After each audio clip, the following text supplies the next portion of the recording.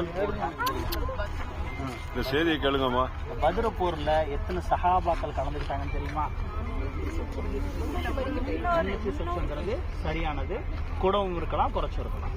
எதிரிகளுடைய படை 1000க்கும் மேற்பட்ட படை. மாஷா அல்லாஹ். இப்ப பத்ர் இன்னும் கொஞ்சம் தூரத்துல தான் இருக்கு. இப்ப அடுத்து அங்கதான் போவாங்க, அங்கதான் போறோம். ஆனா அந்த பத்ருக்கு முன்னாடி ரசூலுல்லாஹி ஸல்லல்லாஹு அலைஹி வஸல்லம் என்ன செய்யறாங்கன்னா, ஒரு இடத்துல டென்ட் போட்டாங்க.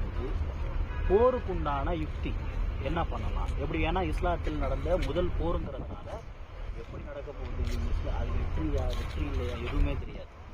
ரெண்டாவது இந்த பத்ர் போரை பொறுத்த வரைக்கும் நான் அந்த இடத்துல போய் உங்களுக்கு வரலாறு சொல்ல முடியாது. இறங்குறோம், சலாம் சொல்றோம், ஏறுறோம், அவ்வளவுதான். அதனால இங்கே இஸ்லாத்தில் நடந்த முதல் போர் பத்ர். ரெண்டாவது கிட்டத்தட்ட 14 அல்லது 16 சஹாபாக்கள் கொலை. அவர்களுடைய பேரும் இருக்கு. ஷஹீதுல் ஷாரான் அறிவிக்கக்கூடிய கல்வெட்டில் இந்த இடத்துல